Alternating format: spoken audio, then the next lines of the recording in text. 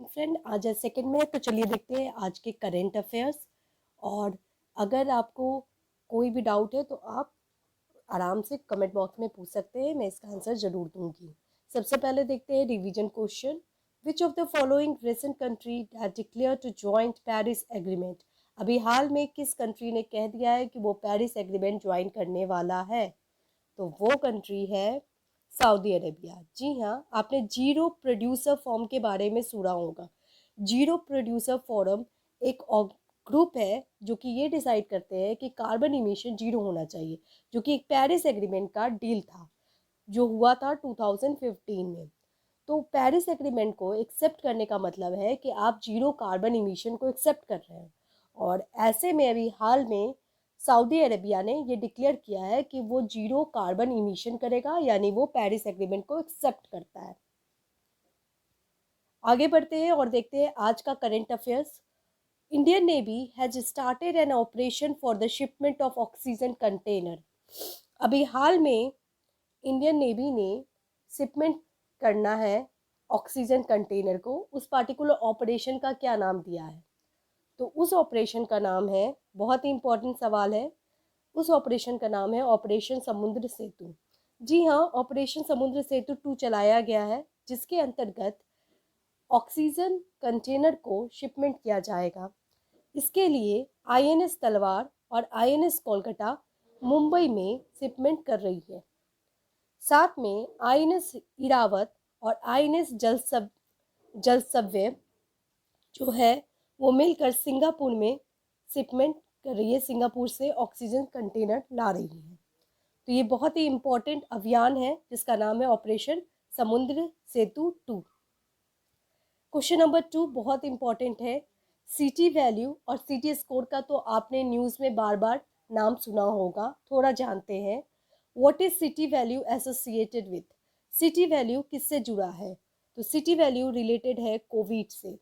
जी हाँ, CT value और city score जो है RT-PCR के अंतर्गत आता है। ये दोनों स्कोर क्या है, इसका मतलब क्या है, थोड़ा समझते हैं। देखिए, सिटी स्कोर की जब बात की जाती है तो उसका मतलब होता है चेस्ट से।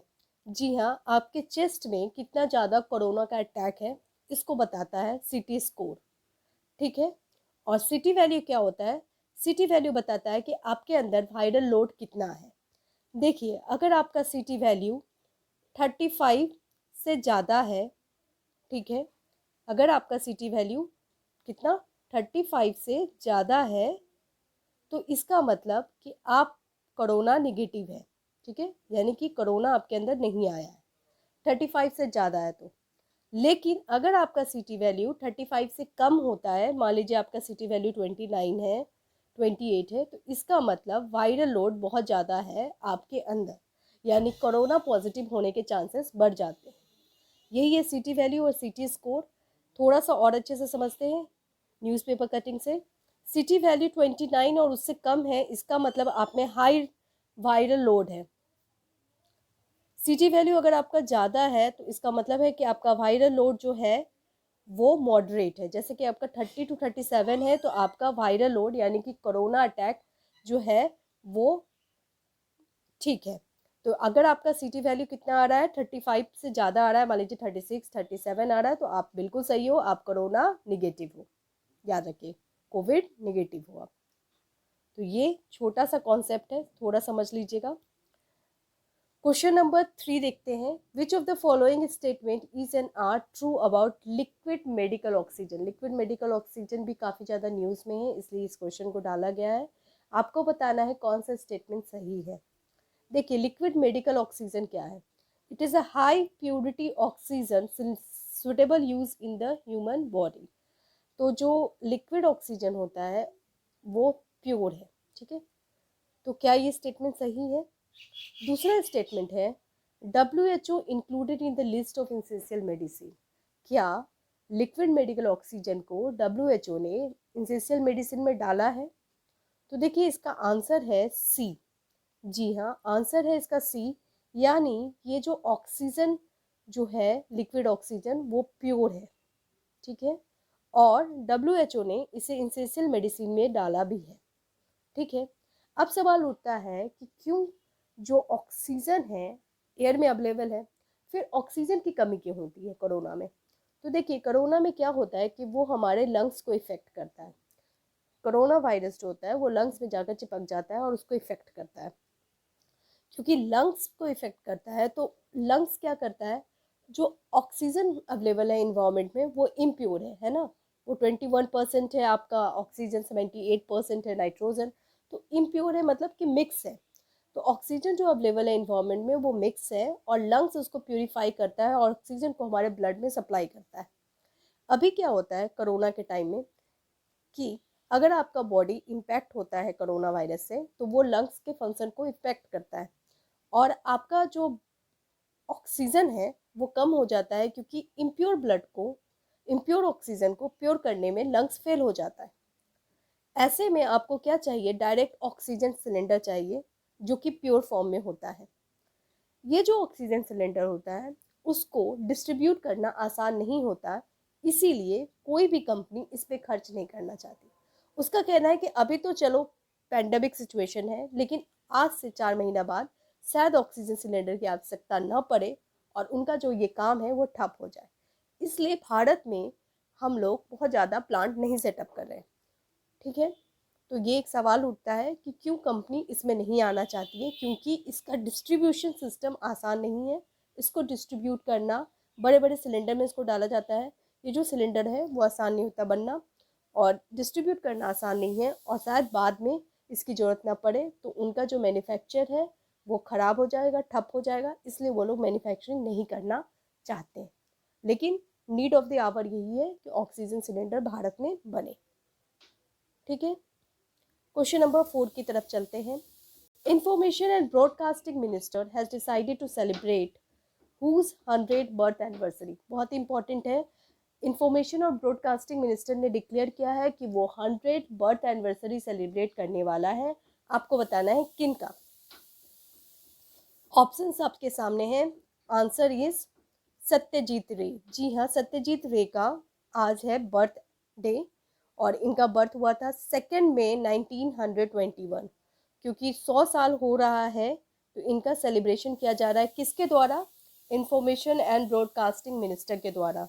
सत्यजीत रे बहुत ही रिनाउंड फेस है। ये जाने जाते हैं राइटिंग के लिए, फिल्म डायरेक्टिंग के लिए, और ये कोलकाता से बिलोंग करते हैं। ठीक है, तो इन्हीं का बना रहे हैं 100th बर्थ एनिवर्सरी। तो सेलिब्रेशन होने वाला है एनुअली, बहुत इंपॉर्टेंट सेलिब्रेशन है। Question number 5, max 1407 is max 1407 क्या है? तो मैक्स 1407 जो है वो सोयाबीन है।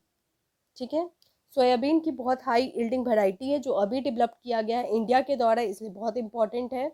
ये जो वैरायटी है वो इंडियन एग्रीकल्चर के लिए बहुत अच्छा है, स्पेशली नॉर्थ ईस्ट इंडिया के लिए, जैसे आसाम, छत्तीसगढ़, झारखंड, इन क्षेत्रों में इस तरह की क्रॉप का होना बहुत इंपॉर्टेंट है। और ये सोयाबीन जो है वो न्यू वैरायटी है, HYV सीड है। ठीक है, इसको डेवलप कौन किया है? इसको किया है Agharkar institute of research Pune. Agharkar institute of research Pune actually में ICAR यानी Indian council of agriculture research का ही पार्ट है और वो ये डेवलप कर रहा है। ठीक है, थोड़ा सा आवाज़ में दिक्कत होगा क्योंकि तबीयत ठीक हो रही है। Which of the following regions in India is not included in joint logistic node?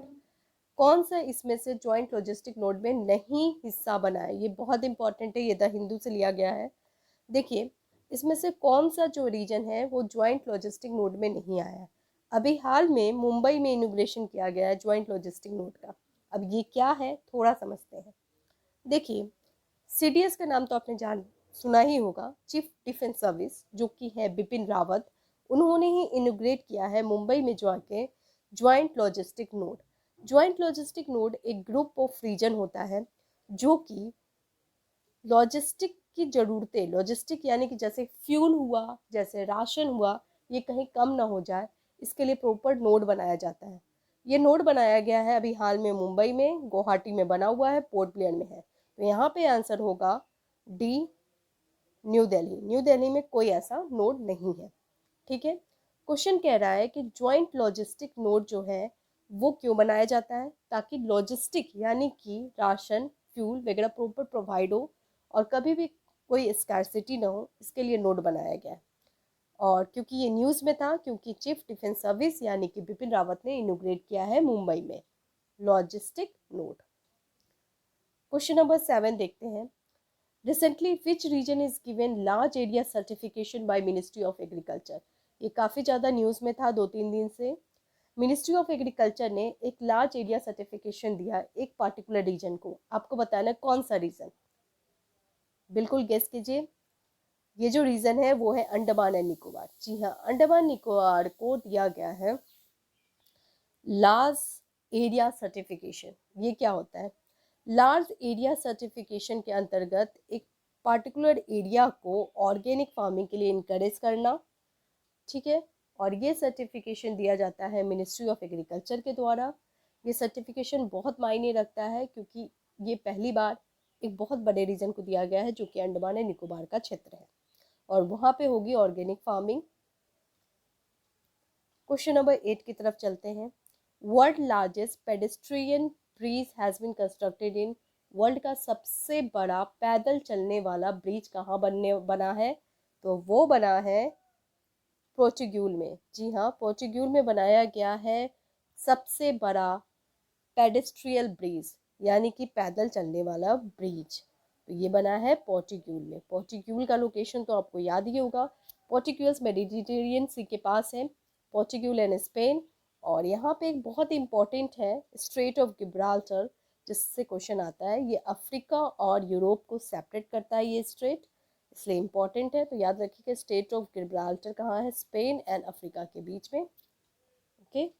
और पोर्चुगल इसी के बगल में है, स्पेन के बगल में।